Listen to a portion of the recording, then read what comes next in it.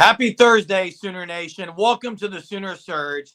Thanks for being a part of our channel here at the Sooner Surge. If you haven't subscribed, please make sure you do so. You turn on your notifications.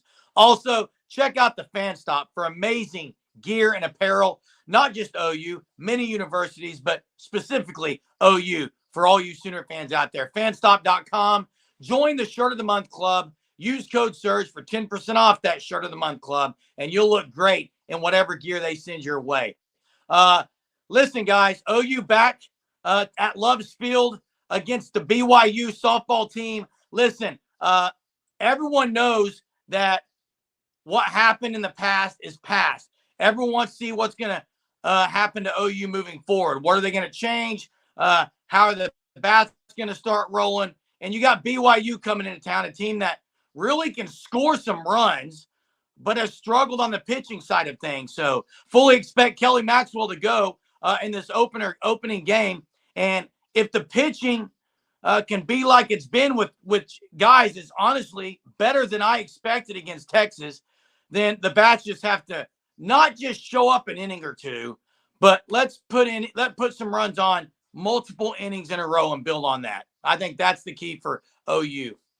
Yeah, Oklahoma pitching staff's allowed 6 runs over the last 4 games. 3 of those games were against the number 2 offense in the country. Very impressive. They're not the reason why Oklahoma lost that series down in Austin. Oklahoma, they've been slumping. I mean, plain and simple. They entered the Texas series with a team batting average at 394. Right now, they're at 380. It's dropped 14 points this late in the season. I mean, that's a big-time slump. Got to get it turned around. They started off hot against Wichita State, scored 7 runs through 2 innings, and no more offense the rest of the game. Unable to plate any runs. They had to go a full 7 innings. Kind of a rarity for Oklahoma softball, especially in the midweek. So going against a pitching staff that, I mean, really just isn't great. 4.94 ERA for BYU. You got to be able to put up some runs. And, I mean, for Oklahoma, for their standards, they really need to be able to put up enough runs to get some 5-inning run rules over this 3-game set through Saturday. Well, and Hunter, you mentioned it. You know, Wichita State game, perfect example. They jump out on 7-0 in 2 innings. And you heard Patty Gasso after the game. She's not happy. Pretty much said should have been on a bus ride home a lot earlier because they just kind of, after they got up 7-0, it was kind of like, well, that was it. And so I do think I'm looking to see, okay, now you have the one loss that happened early on and broke the streak, right? And everyone thought, okay, they're going to start a new streak. Well, now they've lost 2 in a row to Texas. They lost 2 in a row. They lost the series. Now, motivationally, what is it now? Okay, is it because obviously they've done this many a times, going for their 4th natty in a row. There could be some, hey, we're just going to turn the switch on as postseason gets. I'm not saying there's any of that. I'm just saying that could be a mindset that could kick in. And I think that's what Patty's saying. Hey, let's start putting teams away instead of letting them hang around or letting this game go 7 innings. Let's just end it. Go out there. We're up 7-0. Let's put another 5 on there and be done. And I look forward to them this week, really. I mean, they're back at home. They're back at Love's Field. That's kind of where I would say kind of where their season started, where they started really hitting the ball well was when they got to Love's Field. I mean, you remember they kind of slumped early on this year, guys. But you know, even Duke, number 1 team, they just lost to Campbell. I mean, so I think there's all these things that you could say, hey, we got to stay focused on what we got to do as Oklahoma, and that's get better at batting and at the plate, because that's where I don't want to say struggling, but that's kind of been a struggle as of late. Well, let's just call it what it is, guys. First off, every goal that the team wants to achieve is in front of them. So that's not even a question. The natty is the goal. It's still right there in front of them. Second of all, with the senior leadership they have, I don't think anyone said, hey, let's just flip a switch, guys. Let's just flip a switch when it matters. I'll tell you the problem. There's too many innings of 3 up and 3 down. They're not getting base runners. Another problem is when they've gotten some base runners, they've had base running errors. They can't build things together. I mean, if we just want to look at what is the issue, too many 3 up, 3 down innings. and too many base running errors where they can't keep things moving. That's really been it.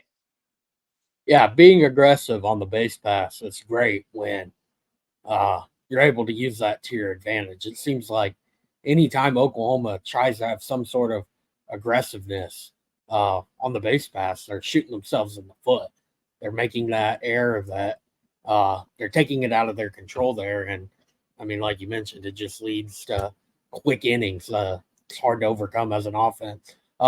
Pitching wise for BYU, or offense pitching for Oklahoma, they've been great. And you're going against offense of BYU that, I mean, they're batting 331 on the year. They have 3 batters over 400 on the year. So a solid lineup 1 through 9 there. And they can put some runs up. Everyone knows how Love's Field, the ball tends to fly.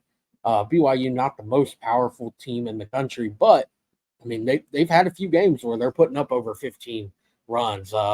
Leading batter is Alea Ogbayani, batting 421 for the Cougars. So, I mean, Kelly Maxwell, Thursday night, going to be in for it. 3 batters batting over 400 this season. Yeah, and I expect, Hunter, the pitching to continue. I think the pitching's been really good, and I think you got 3 solid starters. I still a little disappointed that Dill didn't get to start against Texas to see what she could do. But you got 3 solid starters, and if you're going to hit the ball, you're going to win most of these games when you look at their schedule. Until you get to the end of it, you got OSU. And here's the crazy thing. I was looking at the schedule, guys.